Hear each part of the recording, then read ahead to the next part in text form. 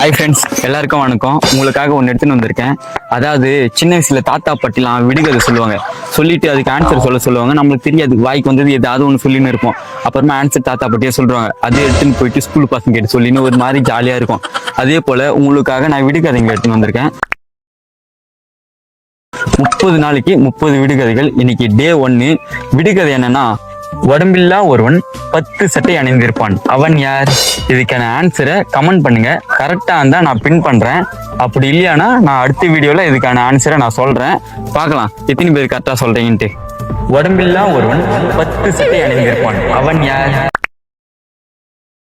Hi friends, எல்லாருக்கும் வணக்கம். 30 நாளைக்கு 30 விடுகதைகள் 30 டே சேலஞ்சில் இன்னைக்கு டே 2. சரி, போன வீடியோவில் சொன்ன விடுகதைக்கான ஆன்சர் என்னன்னா வெங்காயம், ஆனியன் தான் இதுக்கான சரியான ஆன்சர்.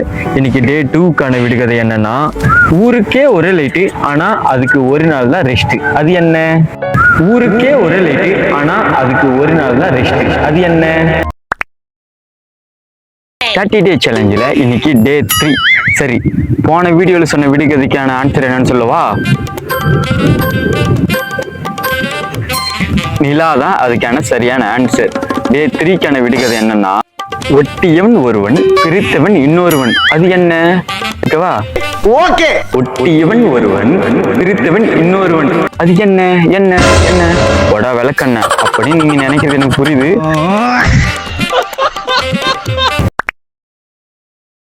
போன வீடியோவில் சொன்ன விடுகதைக்கு ஆன்சர் என்னன்னா கடிதம் தான் சரியான ஆன்சர். இப்போ 30 டே சேலஞ்சுக்கு போயிடலாம். இன்னைக்கு டே 4. ஓகே, இன்னைக்கு டே 4க்கான விடுகதை என்னன்னா, மேலே மேலே செல்லும் ஆனா கீழே இறங்காது, அது என்ன? 30 டே சேலஞ்சில் இன்னைக்கு டே 5. சரி, போன வீடியோவில் சொன்ன விடுகதைக்கான ஆன்சர் என்ன சொல்லவா? ஆமா, ஆன்சர் என்ன?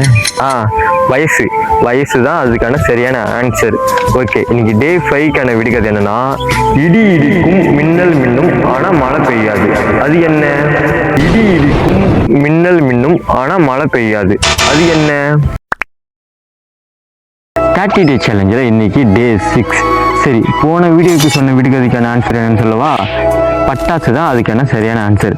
ஓகே, டே 6க்கான விடுகதை என்னன்னா, மேலே பூ பூக்கும் கீழே காய் காய்க்கும், அது என்ன? மேலே பூ பூக்கும் கீழே காய் காய்க்கும், அது என்ன? 30 டே சேலஞ்சில் இன்னைக்கு டே 7. சரி, போன வீடியோவில் சொன்ன விடுகதைக்கான ஆன்சர் என்னன்னு சொல்லவா?